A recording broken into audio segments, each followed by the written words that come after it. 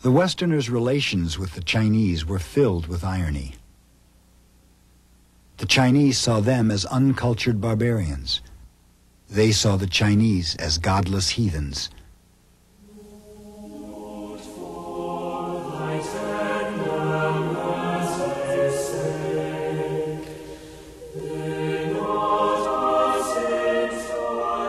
This is Macao's Protestant graveyard. Here lie missionaries and traders who sailed thousands of miles, braving pirates and disease.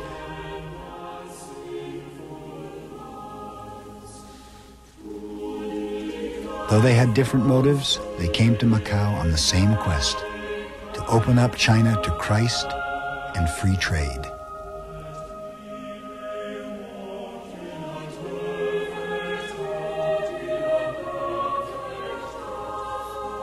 One Englishman buried here had a different mission.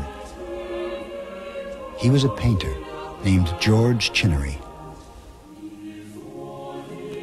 Fleeing his wife and debts, he stayed in Macao because he saw the light. Not the tinsel of heaven, but the golden hues of what one trader called a miniature Naples, set like a jewel on the threshold of immense and unknown China.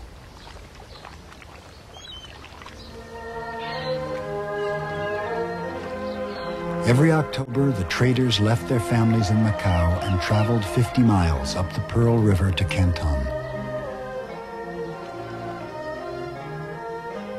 For centuries, this river has brought China vessels with grain from Java, Arab traders with spices from Sumatra, and envoys bearing tribute from Siam.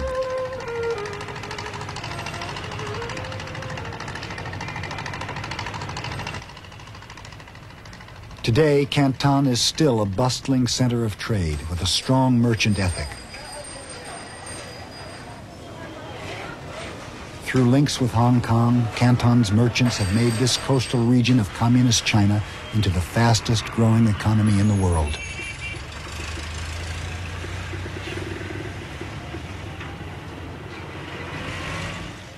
In the 19th century, China's rulers in Peking used the traders of Canton to deal with the outside world. The Canton system was a system of limited trade. When the British came in, the Manchus basically devised essentially a containment policy. That is to say that all foreigners will be contained basically to one port. In the 19th century, this wall ringed the city of Canton. No foreigners were allowed inside. To deal with the barbarians outside the city, the government appointed a group of 12 local merchants. Skilled traders, they were called the Hong merchants. They became crucial because the old-fashioned mandarins, or even old-fashioned merchants in China, were at a loss as to how to cope with this new group of people. So they need intermediaries. Their agents were the Han merchants. While mandarins in Peking paid little attention, some Hong merchants made lots of money. The most famous was Haokua, the richest man in the world in the 1830s. Trading with foreigners in China was not easy. The government forbid foreigners to learn Chinese and Chinese to speak foreign languages.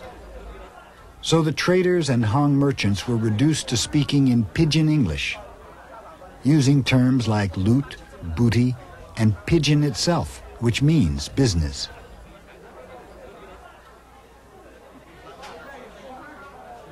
The Western traders lived and did their business in a row of white buildings called factories.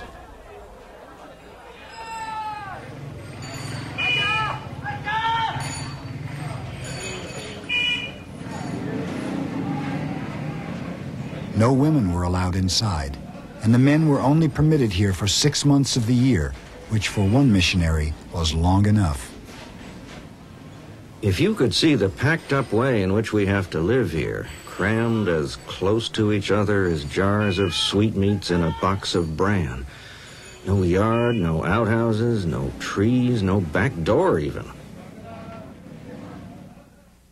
Edward and Warren Delano were two Americans who lived in the factories. The patriarch of a powerful New England family, Warren is seated here with his grandson, Franklin Delano Roosevelt. Frederick Delano Grant is Warren's great-great-grandson. He has long been fascinated with the diaries his ancestors kept of their time in the China trade. Edward provides a rather amazing description of a violent riot which breaks out, and of his escape, disguised as a Chinese before a very doubting crowd, a riot provoked by two British having brought in their wives. Edward hated it. Edward refers to it as that vile hole Canton. Warren, by contrast, the man of business, likes it. He can get his work done here without interruption.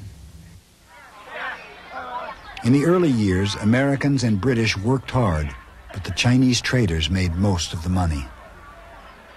China had many things the West wanted: teas, silks, porcelains, fireworks.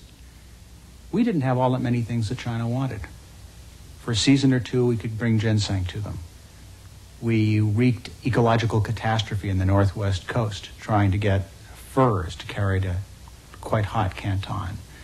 In time, it was just cash that we had, and while this made us popular, it was really having a horrible effect on our domestic economy. Finally, the British and the Americans found an answer to their trade deficit: opium. In China, it was illegal to grow poppies, the source of opium's narcotic resin. But the British harvested vast fields of poppies in their colony in India.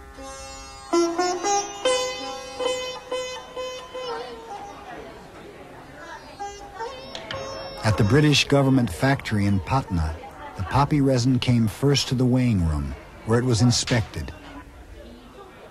Next, it was dumped into stone vats, where it was dried, stirred, and sometimes cut with sand or brown sugar.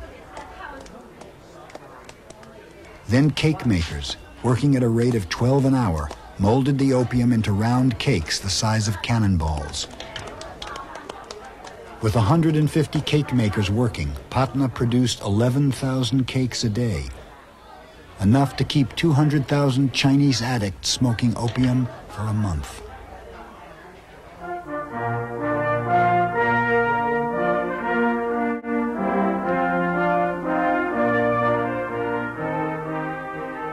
To compete with the British, Americans established the Turkish opium trade.